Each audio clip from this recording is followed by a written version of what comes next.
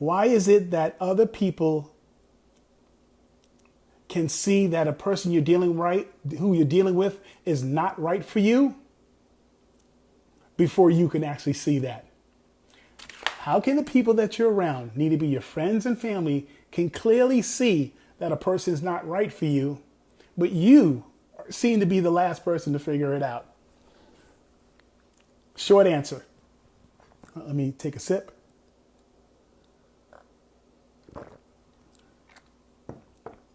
Short answer. You've been hit by the love bug. So you're not paying attention. You want what you want. And if it means burning, crashing and burning, you're going to try your best to get it. You're going to try your darndest to get it and to hold on to it. You're going to, if you want something. Now, mind you, if you're friends, yeah, you could be there blinded, but it's so much deeper than blinded, because at some point you're going to know that the person is not right for you. Or if you don't take it that far out, you're going to know that a particular core need that really matters to you can't be met by that person. So let's keep it simple like that. There's a core need that is not going to be able to be met by that particular person. But yet, you're going to want to hold on. You're going to want to hold on to that person because there's something about that person you strongly desire. You know, so often we might say, but that person has potential. Potential is not the person living and being it. Potential is not the person living and already being it. The potential that you're looking for could be found in the next person that you deal with. Because in that relationship, you were clear that these are the things that are not right for you. And more things that you know that's not right for you, you could lean into the people and the things and the opportunities that are right for you. It's as simple as that. So now when you're dealing with friends and family members, they can see it because they spent enough time with you. They spent enough time with you and they're like, that doesn't match. That doesn't match who this person is. It doesn't match you.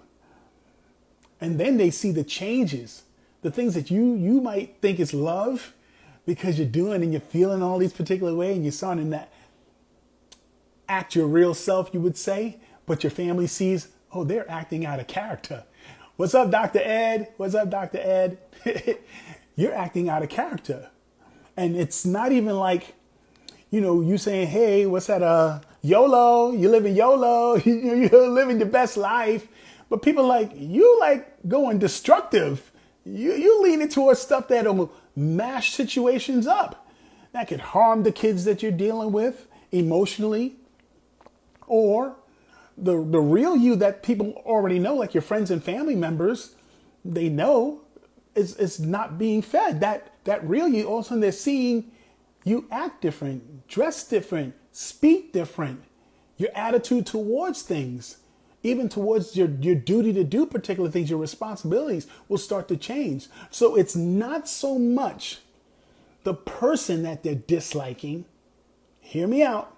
It's not so much the person that they dislike, it's the person that you became since that person came into the picture. Oh, it's you. It's who you become, what they don't like.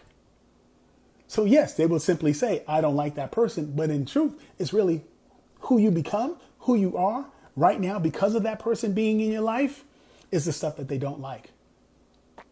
So one of the questions she asked also was, what do you do when your family is against the person that you're in love with? This is the best remedy. And I've actually had to do this myself. Sit down with your family, not after an offense, not after they said or did something that made you upset, not then. Set up a time when you're noticing certain patterns and comments being made from your family and close friends, set up a time to sit with them and hear them out. Because if they're family or if they're friends, you would have to believe that they have genuine love just for you, meaning that they're not trying to love you in order to get something in return.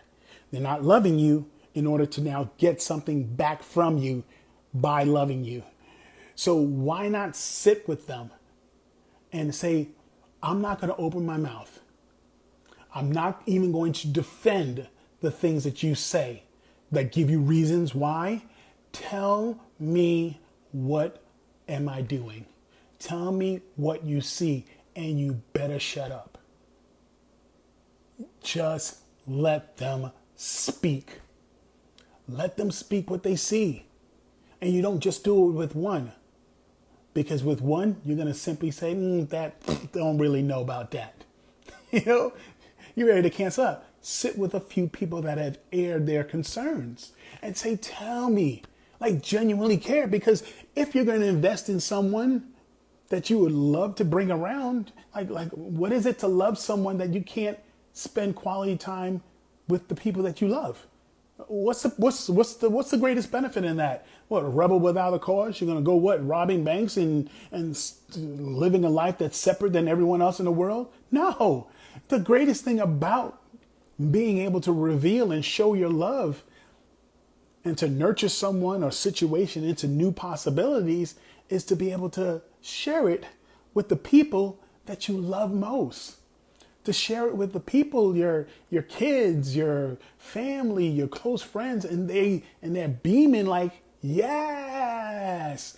I often use the example, if something good happened to you and you had no one to share it with, would that something be good? Would that something be good? If something amazing happened to you or for you, and you had no one to go tell it to. You had no one to go tell it to. Would it feel like it's amazing?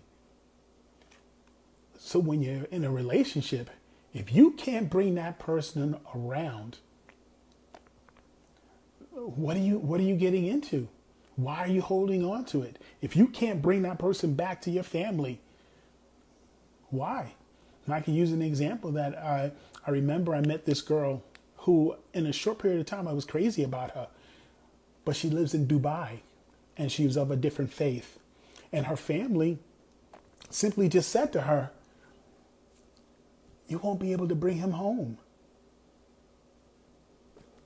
Yes, I see how you feel about him, but you're not going to be able to bring him home to our family. You're not. So what are you doing? What are you trying to accomplish? Because if we who love you the most can see that you're going in a direction that's not best for you, we're going to bring it to your attention. Now, mind you, oftentimes with our family members, we act a particular way. Who you were when you're a kid and whatever tier you fall in with kids, you're the oldest, the middle kid, or the baby kid. You're funny, no matter how many years pass, when you get together for family reunions, you're gonna play the position that you were in from a kid. How weird is that? So the person, your family, may not know this real you. Your family may not know this real you because you act a particular way due to however you grew up, and offenses and insecurities or people not being there for you. So you'll hold on to that. So you got to keep in mind that if a family will look at a given situation, hey, Steve, that's exactly what I'm going to say. Sometimes the family's wrong. So being able to sit with them and to talk with them is now you being able to reveal this realer you, this you that this person actually allows you to see and to become. Like, say if that person is right for you, but your family's against it because they don't really know the real you. So Steve hit it on the head. They're not always right. Your family is not always right. But it's really based on how you presented yourself a lot of times. And because you hold on to these particular airs, these airs that are not really true, like you're scared to reveal the real you, because that happens too in certain cultures. You know, you're living this whole entire life that your family has no clue about. You're living this life that your whole family has no clue about because of you feel like you can't bring this side of you to them, that you need to be a particular way. So they looking at the picture, of course they're not going to think that that person's right for you because they don't know the core you, the real you, the you that needs a particular person or particular way about a person that inspires you to new heights, to chase after new dreams, to go after these new goals. Because I'll tell you this, if the person you're spending time with isn't blowing your mind when it comes to wanting to be this amazing person, so much better than who you are at this present state, get out of the relationship. Now, if you're married to him, you're stuck. But you can work on it. And it's not a bad thing because you got someone that's always there for you. So you'll have attentiveness, you have consistency, you have opportunities to reveal this better way of being. Because remember, you're not trying to change them. What you're doing, you're revealing the real you. Revealing the real you will automatically cause shifts. It will automatically cause shifts. So the more you find out about why you do the things you do, why you feel the way you feel, and you start to chip away and start to live the truth of what it is, not the false truth, not the truth that people are not going to show up for you, not the false truth that people don't, that you're not worthy, not the false truth that if they really got to know you, they're not going to be there for you, they're not going to stay. Not that anymore. Not that anymore. You're holding on to the real truth. The truth that allows you to say that not only do I think that I'm amazing, but here's the reasons why I'm amazing. And for myself, once again, my deciding factor, my filter, my standard is how does God see me?